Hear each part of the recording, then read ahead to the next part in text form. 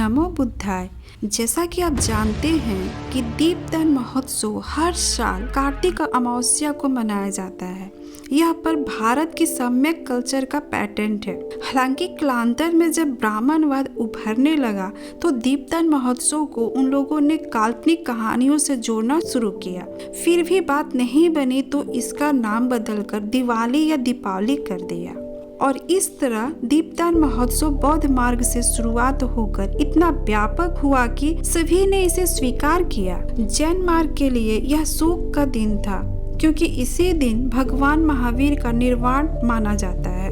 आज वो भी दीपदान महोत्सव मनाते हैं। सिख गुरु हरगोविंद सिंह 1619 में अपने 52 सहयोगियों के साथ आज के ही दिन मुगल के कैद से आज़ाद हुए थे। इसलिए दिवाली सिख मार्ग में भी महत्वपूर्ण है और इस खुशी में वो भी दीपावली मनाते हैं।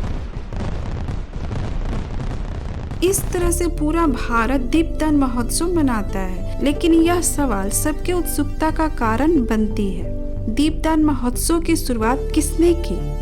इतिहास की गहन छानबीन और तमाम वैलिड रिसर्च से यह पता चलता है कि दीपदान उत्सव के जन्मदाता सम्राट अशोक थे। विभिन्न इतिहासकारों ने यह लिखा है कि सम्राट अशोक के साम्राज्य में 84,000 नगर या क्षेत्र थे और इसी दिन उन्होंने हर नगर के लिए एक एक बौद्ध स्कंद बनवाए थे।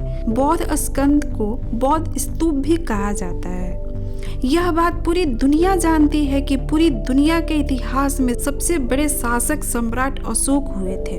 2250 साल पूर्व के यह सम्राट अपने समय में पूरी दुनिया के 33% से ज्यादा आबादी पर शासन किए थे। कुछ लोग सिकंदर उर्फ अलेक्जेंडर को विश्व विजेता कहते हैं, लेकिन सम्राट अशोक का कार्य क्षेत्र अलेक्जेंडर से भी कहीं ज्यादा विशाल था। यही नहीं, सिकंदर पूरी दुनिया में कोई सांस्कृतिक विकास नहीं कर पाया था। ना ही आज तक के इतिहास में किसी भी शासक में इतना दमखम रहा जो सम्राट अशोक के कार्यों के एक हिस्से भर भी सांस्कृतिक विकास कर पाए।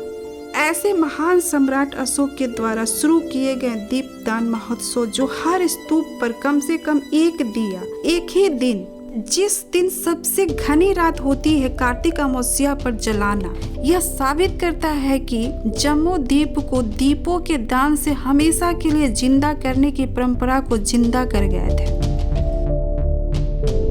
यही कारण है कि आज उनके विरोधी भी इसी दीपदान महोत्सव को मनाने का लोभ नहीं छोड़ पाते, चाहे भले ही उन्हें काल्पनिक कथा कहानी का ही सहारा क्यों न लेना पड़े।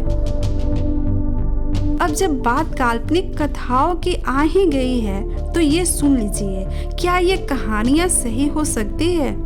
राम ने रावण को मारा और अयोध्या आ गया, इसलिए पूरा भारत दिए जलाने लगा।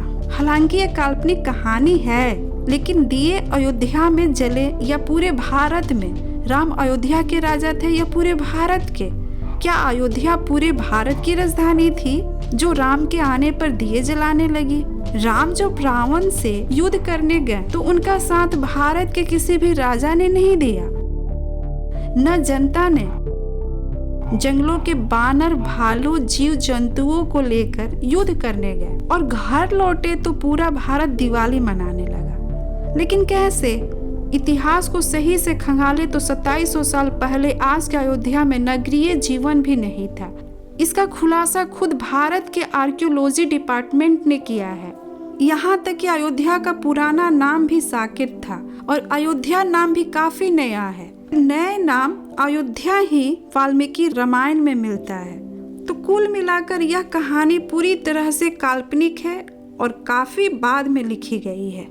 अगर आपने मेरी वीडियो 1 दशरथ जातक कथा देखी है तथा वीडियो 3 शाम जातक कथा देखी है तो आप आसानी से समझ जाएंगे कि वाल्मीकि रामायण बौद्ध जातक कथाओं से ही लेकर बढ़ा चढ़ा कर गलत ढंग से लिखी गई है।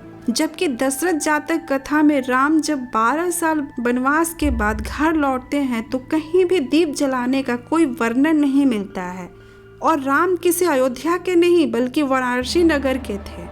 मैं आपको दशरथ जातक के अंतिम हिस्सा दिखा देती हूँ। इसमें लिखा है, राम पंडित 3 वर्ष बाद जंगल से निकल वाराणसी नगर पहुंचा, राजोद्यान में प्रवेश किया। अमात्यों ने राम पंडित को राजमहल में ला राज्याभिषेक किया, लेकिन यहाँ दीप जलाने का कोई जिक्र नहीं मिलता।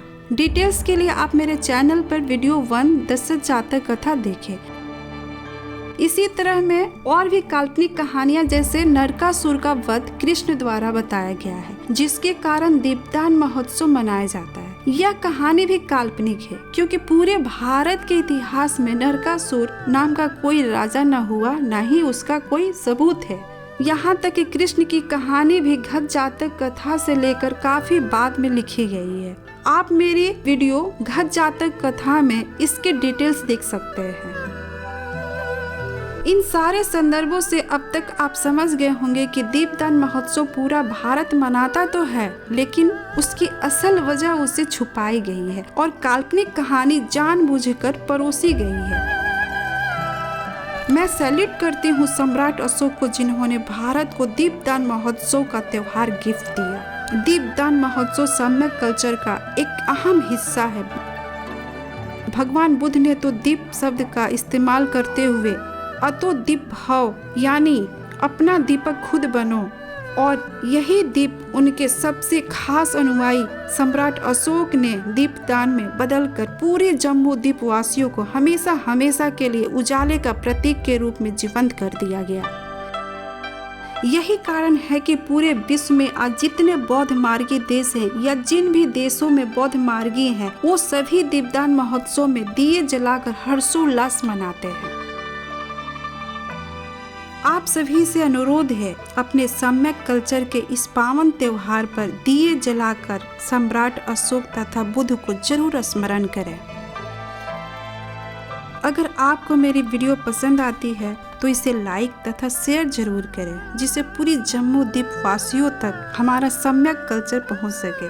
और आप अभी तक मेरे चैनल को सब्सक्राइब नहीं किया है तो सब्सक्राइब कर लें, साथ ही साथ बेल आइकन को भी प्रेस कर ऑल नोटिफिकेशन ऑन कर लीजिए। जल्द ही मिलते हैं नए वीडियो के साथ। नमो बुद्धाय।